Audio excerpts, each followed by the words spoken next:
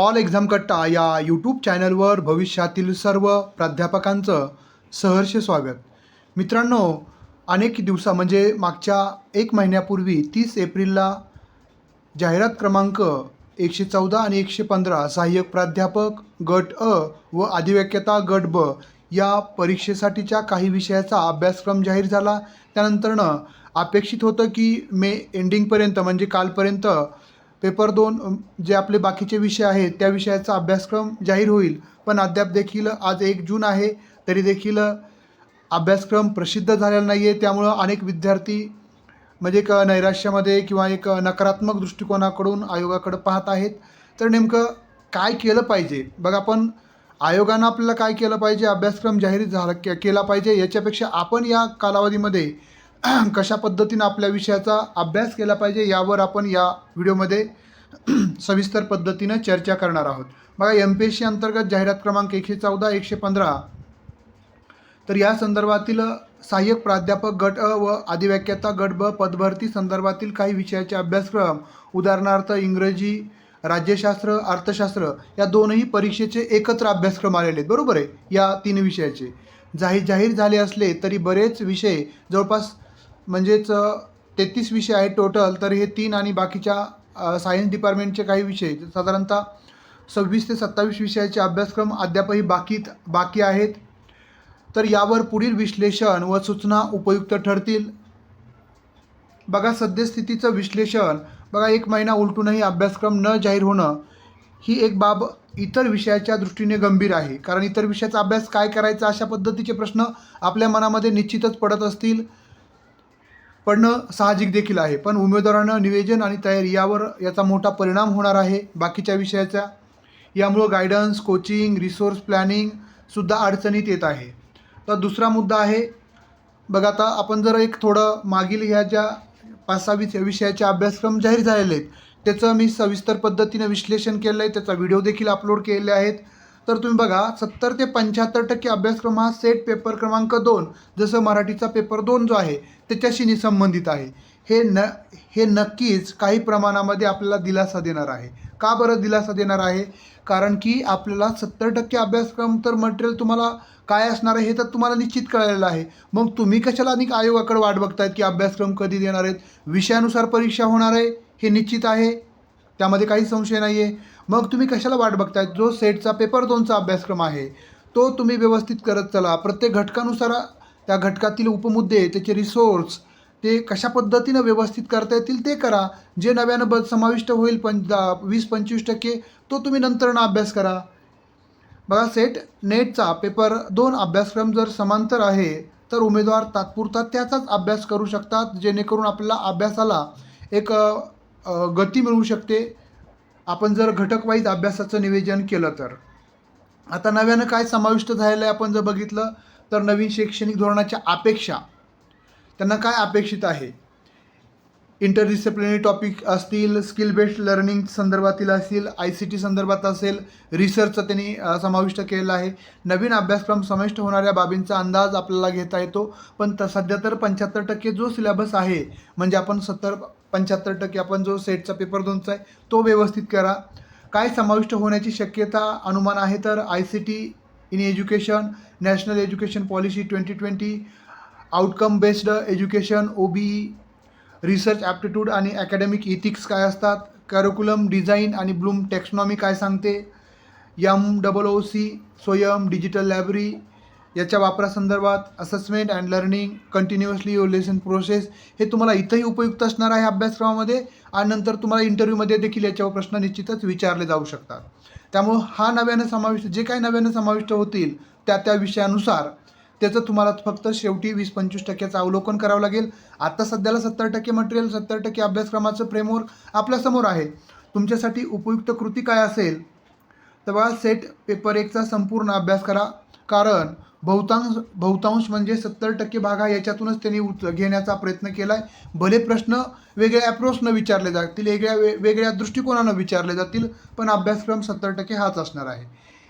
NAP 2020 MPSCच्या वेबसाईटवर नियमित लक्ष ठेवा.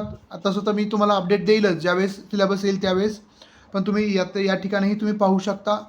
त्यानंतर स्वतःचा अभ्यासक्रम आराखडा तयार करा की तुम्हाला 70% अभ्यास कधीपर्यंत कव्हर करायचा आहे.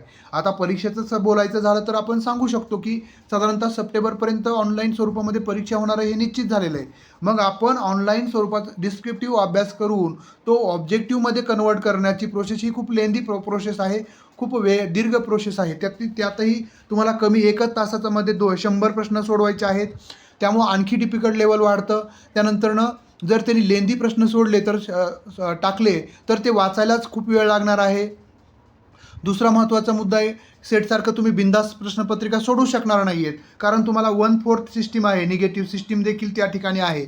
त्यामुळं तुम्हाला तुमच्या हातामध्ये कासरा दिला आहे. आपण जसं बैलगाडीमध्ये बसलो तर आपल्या हातामध्ये जर कासरा नसेल तर बैल सैरभैर धावतील.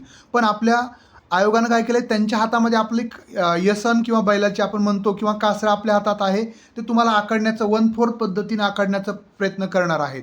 म्हणजे तुम्ही सोडवत असताना तुम्हाला काळजीपूर्वक आपण चुकीचे प्रश्न सोडवले तर आपले बरोबर आलेले मार्क कमी होणार आहेत याचाही विचार करावा लागणार आहे. या सर्व बाबींचा विचार करून तुम्ही तुमच्या अभ्यासाला अचूकता देणं गरजेचं आहे. म्हणजे जसं आपण सेट परीक्षेमध्ये मोगम अभ्यास करत होतो त्या पद्धतीचा अभ्यास या वेळेस तुम्हाला चालणार नाही. याचाही तुम्ही विचार केला गरजेचा आहे.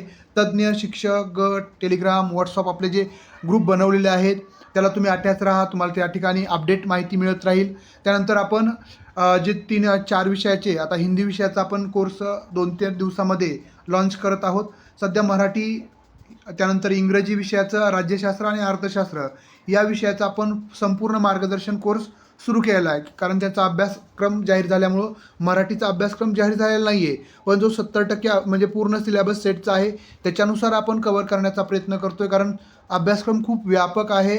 त्या संकल्पना विश्लेषणात्मक अभ्यासनं त्याचं परत वस्तुनिष्ठ स्वरूपामध्ये ऑब्जेक्टिव्हमध्ये कन्व्हर्जन करणं हे खूप डिफिकल्ट जाणार आहे. त्यामुळं आतापासून जर आपण शांततेच्या काळामध्ये अभ्यासक्रम जाहीर नाही झाला तोपर्यंत ह्या 70% अभ्यासक्रमावर आपण कमांड मिळवली, प्रभुत्व संपादित केलं तर निश्चितच आपल्याला परीक्षेच्या कालावधीमध्ये जेवढी मेहनत करणं अपेक्षित आहे तेवढी मेहनत होईल. पण त्या सर्वांबरोबर आपण त्यांच्यापेक्षा पुढे असू, तेच यशस्वी होणार आहेत.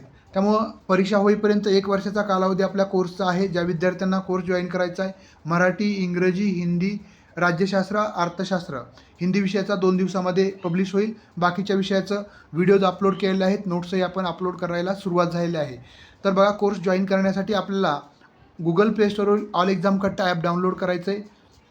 बघा त्याचा, आणि तुम्हाला काही डाऊट असतील तर तुम्ही 9689047738 या क्रमांकाला कॉल करू शकता. कोर्स संदर्भात, जॉईन करण्यासंदर्भात, कोर्सचं वैशिष्ट्य काय असणार आहे, तुम्हाला काय मिळणार आहे हे खूप महत्त्वाचं. बघा, तुम्हाला ऑल एक्झाम कट्टा गुगल प्ले स्टोरवरील या पद्धतीचं लोगो असणारं ॲप असेल ते तुम्हाला ॲप डाउनलोड करायचं आहे. बघा, या कोर्समध्ये संपूर्ण अभ्यासक्रमावर आधारित लाईव्ह आणि रेकॉर्डेड लेक्चर्स, त्यानंतर घटकनिहाय सविस्तर PDF नोट्स मिळतील प्रत्येक घटकाच्या वेगवेगळ्या, आणि त्या प्रत्येक उपमुद्द्यावर प्रश्नाचं विश्लेषणासह. त्यानंतर विषयानुसार 5,000 कमीत कमी आपण सांगितलेले आहेत प्रश्न, पण आपण 10,000 प्रश्न देण्याचा प्रयत्न करणार आहोत. म्हणजे प्रिव्हियस इयर क्वेश्चन पेपर असतील, सेटनेटचे, हे सर्व मिळून आपण 10,000 प्रश्न देण्याचा प्रयत्न करतो आहे सध्या आपण. आणि परीक्षेच्या स्वरूपानुसार जर परीक्षा ऑफलाईन असेल तर ही ऑफलाईन टेस्ट असेल आपली 10, आणि जर विश्लेषणासह टेस्ट असतील, आणि जर आपली 10 म्हणजे ऑनलाईन असेल परीक्षा तर ऑनलाईन 10 टेस्ट तुम्हाला ॲपवरच उपलब्ध होतील, ज्या ऑनलाईन स्वरूपामध्ये असतील. परीक्षा ज्या मोडमध्ये आहे त्या पद्धतीनं. दर रविवारी आपलं झूम मीटिंगवर चर्चासत्र असेल, ज्यामध्ये आपण मागील आठवड्याचा आणि पुढच्या आठवड्याचा अभ्यासक्रमाचा नियोजन आपण वैयक्तिक स्वरूपामध्ये प्रत्येक विद्यार्थ्याबरोबर संवाद साधणार आहोत. त्यानंतर MPSCच्या प्रश्न निर्मितीच्या धर्तीवर प्रश्नांची निर्मिती, प्रश्नांचा सराव हा असणार आहे. तज्ज्ञ प्राध्यापकाकडून आपल्याला सुसंगत मार्गदर्शन या कोर्सच्या माध्यमातून उपलब्ध होणार आहे. बघा, ऑल एक्झाम कट्टा स्पर्धा परीक्षेतील तुमच्या विश्वासाचा सारथी आहे. जर तुम्हाला हा कोर्स जॉईन करायचा असेल तर तुम्हाला ऑल एक्झाम कट्टा ॲप डाउनलोड करावं लागेल. आणि काही डाऊट असतील, काही प्रश्न असतील तर तुम्ही 9689047738 या क्रमांकाला कॉल करू शकता, मेसेज करू शकता. चालेल. बघा, वेळ घालू नका. या वेळेची संधी गेली तर आयुष्यभर परत पश्चाताप करावा लागेल. त्यामुळं अभिनय तो कभी नाही. कारण अशा पद्धतीच्या अधिकारी स्वरूपाच्या संधी भविष्यामध्ये शिक्षण क्षेत्रामध्ये तर येणं एवढं शक्य नाही आहे. त्यामुळं या संधीचा आपण सर्वांनी जागरूकतेनं स्वागत करून त्याची संधीचा उपयोग करावी ही सर्वांना शुभेच्छा, अपेक्षा आणि आज आपण इथंच थांबूयात. धन्यवाद.